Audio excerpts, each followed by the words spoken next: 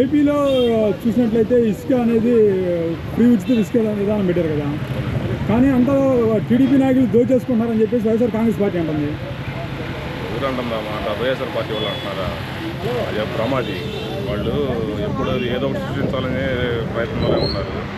తిరిగి పూర్తిగా కుడుచుకుపోయింది కాబట్టి పార్టీ వాళ్ళకి ఏదో ఒకటి సృష్టించాలి అని వాళ్ళు ఏదో ఒకటి అంటూ ఉంటారు. ఈ విధానం చాలా బాగుంది. ఇలా పవన్ కళ్యాణ్ గారు, చంద్రబాబు గారు ఎప్పుడు కలిసి ఎలక్షన్లో పోటీ చేశారో అప్పటి నుంచే పండగ వాతావరణం లాగా ఆంధ్రప్రదేశ్ రాష్ట్రం చాలా బాగుంది. దీనివల్ల రాబోయే రోజుల్లో ఇంకా చాలా మంచి శుభవార్తలు వినబోతున్నాము. వైసీపీ వాళ్ళ కళ్ళల్లో నుంచి నీళ్లు రాబోతున్నాయి. పార్టీ తిరిగి పూడ్చుకోబెట్టిపోయింది. ఇంకా జీవితంలో ఎప్పుడు కూడా ఈ వైసీపీ పార్టీ అనేది పునాదులు లేకుండా పడిపోతుంది. కానీ ఎర్రమట్టి అనేది మన సంపద, ఎర్రమట్టిని కూడా వాడాలు వేసుకొని మరీ చేస్తున్నారు టీడీపీ నాయకులు అని చెప్పేసి వైఎస్ఆర్ కాంగ్రెస్ పార్టీ అంటున్నారు. వాళ్ళు అనడానికే ఉందండి, అక్కడ ఏమీ లేదు.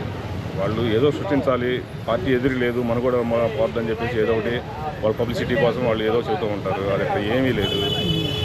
కానీ టీడీపీ అనే సూపర్ సిక్స్ హామీలు ఇచ్చింది, అవి అమలు చేయలేకపోతుంది.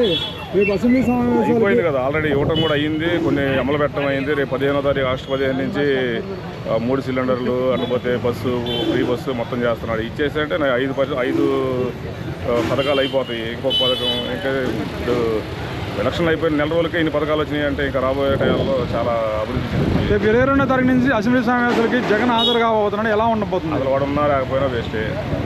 ఎందుకంటారు? ఎందుకంటే అసలు వాడి ప్రతిపక్ష హోదానే లేనప్పుడు వాడు వచ్చేయింది, రాకపోతే ఏంది.